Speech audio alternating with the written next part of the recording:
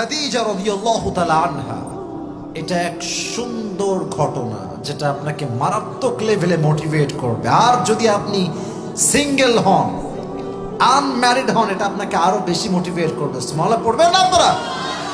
খাদিজা রাদিয়াল্লাহু তাআলা আনহা যখন তার প্রথম বিবাহ হলো, তার প্রথম ঘরে একজন সন্তান আসলো, তার নাম হচ্ছে হিন্দ। সন্তান যখন হয়ে গেল, স্বামীর সঙ্গে একটা লম্বা সময় তিনি সংসার করলেন। সাডেনলি, হঠাৎ করে এক রাত আসলো এমন, যে রাতে তার স্বামী প্রচন্ড অসুস্থ হয়ে সেই রাতে ইন্তেকাল। একজন সন্তান হিন্দ আছে, স্বামী মারা গেল। স্বামী মরলে কি মেয়েদের কষ্ট লাগে না? যুবক ভাইয়েরা বলো, লাগে কি লাগে না? লাগে। বাট তিনি ধৈর্যশীল ছিলেন, ভেঙে পড়েন নাই। সেকেন্ড টাইম আবার তিনি বিয়ে করে আরেকজন যুবককে। কয়েকদিন, কয়েক মাস সংসার হলো, সেখান থেকে একটি সন্তান আসলো। কষ্টের বিষয় হচ্ছে আমার কক্সবাজারের ভাইয়েরা, এই স্বামীও মাত্র কয়েকদিন পরে তিনিও মারা গেলেন। একের পরে এক প্রত্যেকটা স্বামী মারা যাওয়ার কারণে খাদিজা মানসিকভাবে ভেঙে পড়লেন। বাট তিনি ভেঙে গেল, আবার উঠে দাঁড়িয়েছেন। তিনি সবর করেছেন একজনের জন্য। তিনি কে? এবার যখন স্বামী মরতেই আছে একের পর এক, উনি ভাবলেন যে এভাবে আসলে জীবন চলে না, এটা অনেক কষ্টের বিষয়। উনি বললেন, আল্লাহ, এবার আমি আর বিয়ে করবই না। নিয়ত করলেন। নিয়ত করতে দেরি, কয়েকদিন পর তার বাবাও মারা গেল। মেয়ের স্বামীও মারা গেছে, বাবাও মারা গেছে। আরে মেয়েদের জীবনে তো শক্তির জায়গাই দুইটা, তার স্বামী এবং তার বাবা। ঠিক কিনা বলো যুবক ভাই?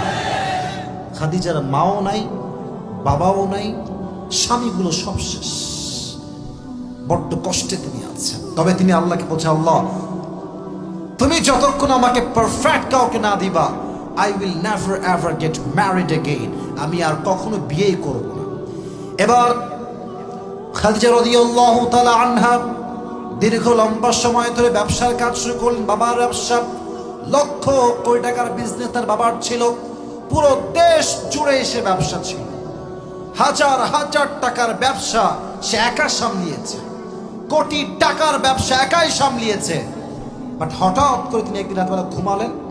ঘুমে তিনি স্বপ্ন দেখছেন আকাশটা পুরোটাই অন্ধকার, কিন্তু হঠাৎ করে দেখছেন পুরো আকাশ এবং পুরো জায়গা অমাবস্যার রাতের মতো অন্ধকার ছিল।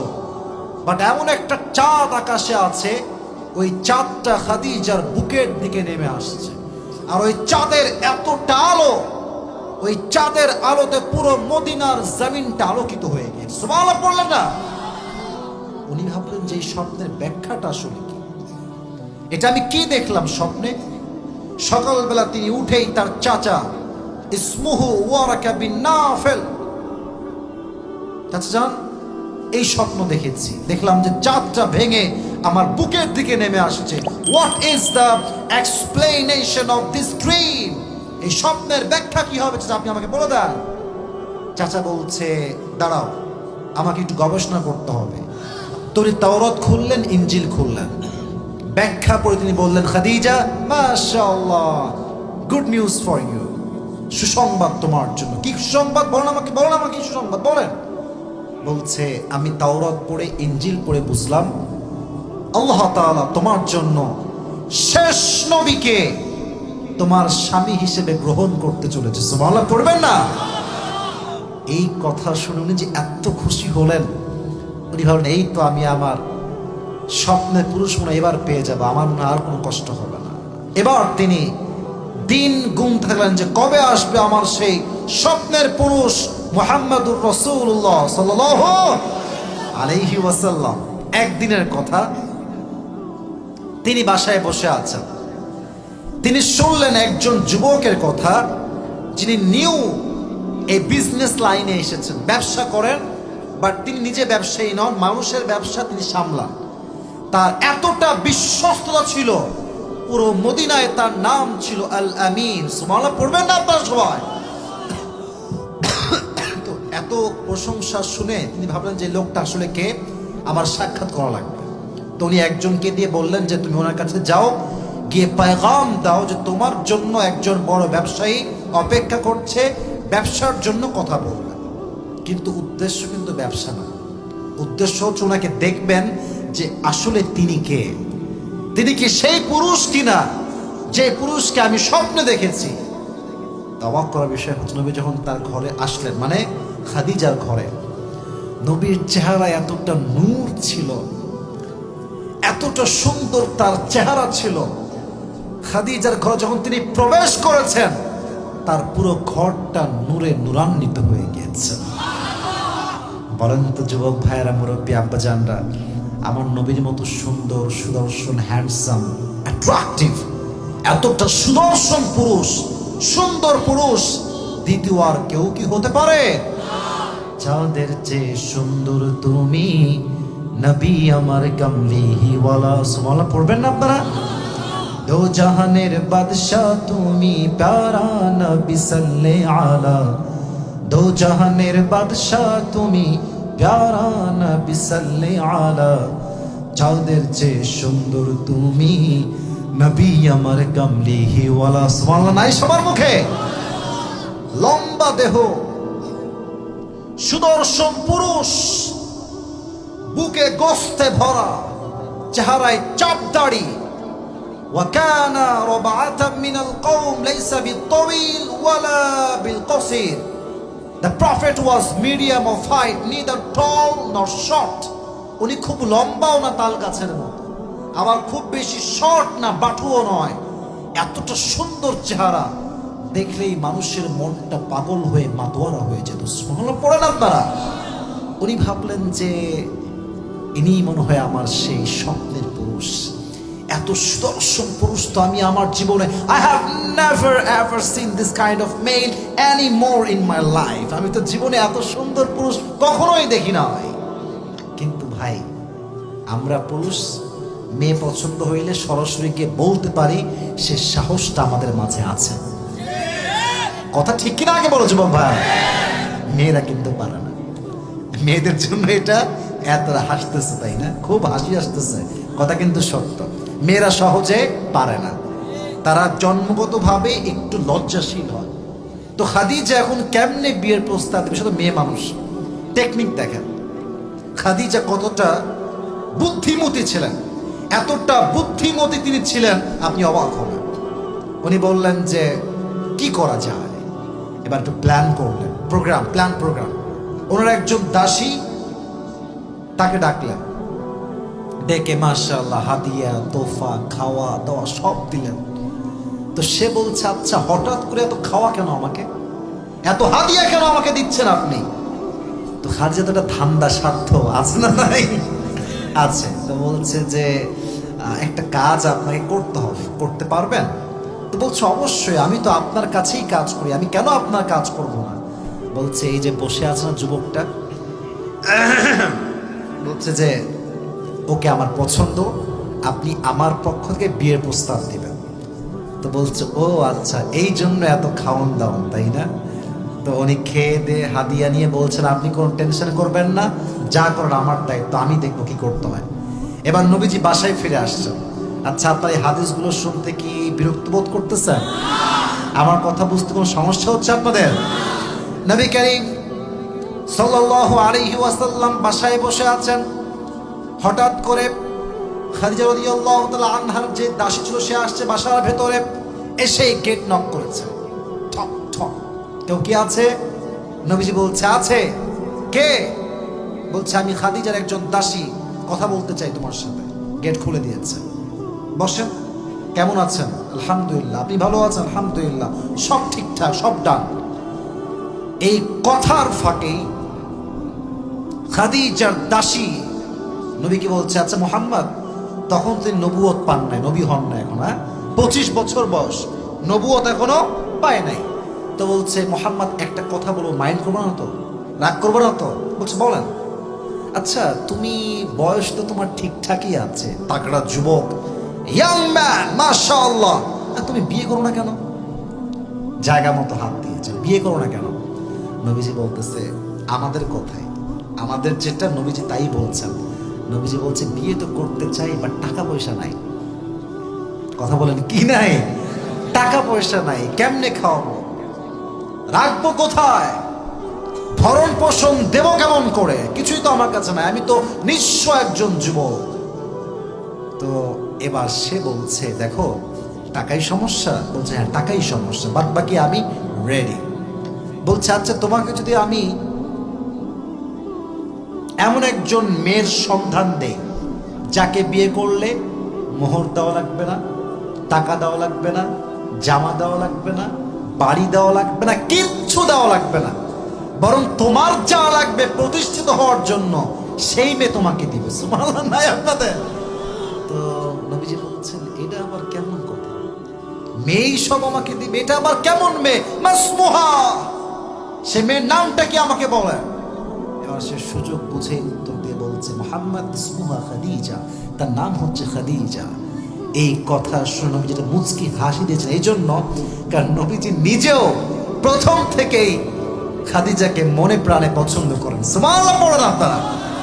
কিন্তু বলবে কেমন করে, কারণ তিনি হচ্ছেন বড় ঘরের মেয়ে, আর নবীজি একজন ইয়াতিম ছেলে, টাকা পয়সা কিচ্ছু নয়। তবে তিনি বললেন দেখেন আমি তো বিয়ে করতে চাই, কোনো সমস্যা নাই, বাট বিয়ের জন্য আব্বা আম্মা তো লাগে, লাগে না যুবক ভাইরা? বলো বলো বলো। আব্বা আম্মা, ভাই ব্রাদার, ফুফা যে আছে লাগে। তো উনি বললেন আমার তো আব্বা আম্মা কেউ নেই, আমার আপন বলতে আমার একজন আছেন, তিনি হচ্ছেন আমার চাচা আবু তালেব। আমার অডিয়েন্স খুবই অ্যাক্টিভ, জানে মাশাআল্লাহ। আবু তালেবকে নিয়ে আমি আসবো, আমাকে এখন সুযোগ দাও। এবার নবী করিম সাল্লাল্লাহু আলাইহি ওয়াসাল্লাম আবু তালেবকে নিয়ে গেলেন। ওদিক থেকে ওয়ারাকা বিন নাফিল আসলো, আরো একজন আসলো, মোটামুটি 4-5 জন মিলে একত্রিত হলেন। এখন বলেন বিয়ের জন্য মোহরের দরকার আছে না নাই? আওয়াজটা মরে গেছে, জোরে শুনে আছে না নাই? মোহর কি দেওয়া যায়? নবী তো ইয়াতিম মানুষ, টাকা পয়সা কিচ্ছু নাই। তো চাচা বলছে খাদিজা, আমার ভাষণ দিচ্ছে, ভাষণ সবার সামনে, খাদিজা আমি তোমাকে মনে প্রাণে বিশ্বাস রেখে একটি বাক্য বলছি, ভালো করে শুনবে। আমার ভাতিজা এমন একজন ভাতিজা, আমি চাচা হিসেবে গ্যারান্টি দিয়ে বলতে পারো আমার ভাতিজার মতো বিশ্বস্ত যুবক এই তল্লার ভিতরে কেউ হইতে পারে না। সুবহানাল্লাহ পড়বেন না আপনারা? তুমি এমন একজন বিশ্বস্ত যুবককে পেয়েছো, তুমি কি খুশি? বলছে হ্যাঁ আমি অনেক খুশি। তো খাদিজা আমরা তো গরিব মানুষ, তোমার মতো ধনী মানুষটি খুশি আমরা কোনোভাবেই করতে পারবো না, তবে আমার ভাতিজার পক্ষ থেকে মোহর হিসেবে আমি তোমাকে 20টা উট দিলাম। কয়টা উট? জোরে বলেন কয়টা? 20টা উট। উনি গ্রহণ করলেন খুশির সাথে। আর আজকালকার মেয়েরা, বাবারা, মোহর তৈয়ারি বহুত দূর কি বাত है, বাবারা আজকাল টাকা থাকলে মেয়েকে টাকলার সঙ্গেও বিয়ে দিয়ে দেয়।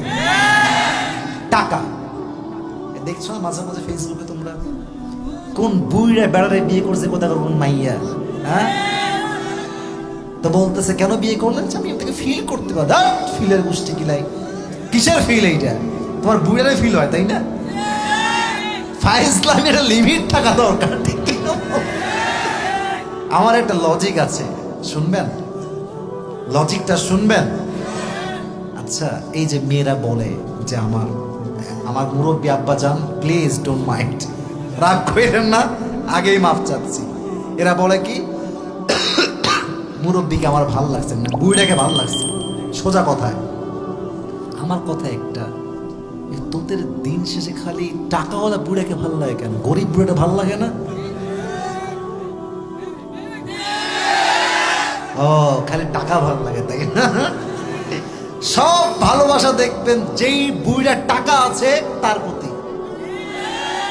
তো কক্সবাজারে অনেক মুরব্বী আছে, এখানে এদিকে ভালোবাসতে মন চায় না তোমার, তাই না? ও আমরা বুঝি এটা কোনো ফিলিংস এর ব্যাপার নয়, এটা সব হচ্ছে টাকার খেলা, ঠিক কিনা বল? এদেরকে হেদায়েত দান করে পড়াবেন। তো উনি 20টা উট নিলেন মোহর হিসেবে। এবার বলেন বিয়েতে একটা খাওয়া দাওয়ার আয়োজন, ওয়ালিমা আছে না নাই? কি খাওয়াবে? টাকা নাই, পয়সা নাই, কিচ্ছু নাই নবীর কাছে। খাদিজার মন কত বড়, বলছে আমার কাছে 20টা উট আছে, এই 20টা উট নিয়ে যাও এবং এটাকে আমাদের বিয়ের ওয়ালিমা হিসেবে জবাই করে দাও। সুবহানাল্লাহ পড়ে। এবার 3 কবুল হয়ে সব বিয়ে ঠিক, ডান, সব নিকাহের আক্ত সম্পূর্ণ হয়ে গেল। যখন বাসর রাত আসলো, এবার আসেন আমার হাদিসের মূল মেসেজটা আমি এখন দেব। নবীজি ডান পাশে বসে আছেন, খাদিজা বাম পাশে বসে আছেন, দুইজন একই খাটে একই জায়গায় বসে আছে। এবার খাদিজা নবীকে সম্মানের সাথে ডাক দিয়ে বলছেন, আপনি কি জানেন যে আজকে আমি আপনাকে স্বামী হিসেবে কেমন করে পেয়েছি? বলছে, না তা তো জানি না। খাদিজা বললেন, আমার আগের সব স্বামী মারা গিয়েছে। আমি বলেছিলাম, আল্লাহ আমি ধৈর্যশীল হলাম, যতক্ষণ পর্যন্ত তুমি আমাকে না দিবা আমি ততক্ষণ পর্যন্ত বিয়ে করব না। আমি ধৈর্যশীল ছিলাম। এই সবরের বিনিময়ে, ধৈর্যের বিনিময়ে আপনার মতো আল-আমিন বিশ্বস্ত যুবক শেষ নবীকে আল্লাহ তাআলা আমি খাদিজার স্বামী হিসেবে কবুল করে নিয়েছি।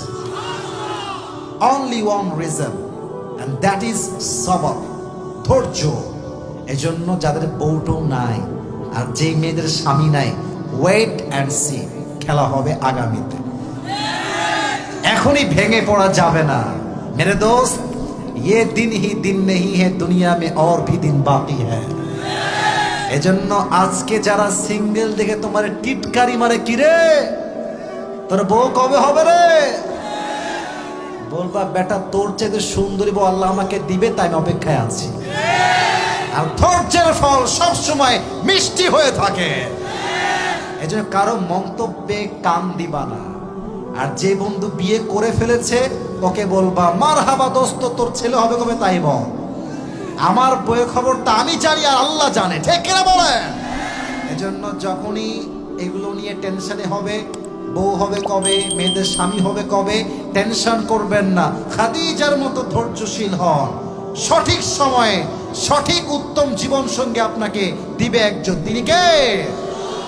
এই ছিল নবীর সঙ্গে খাদিজার বিবাহের স্টোরি।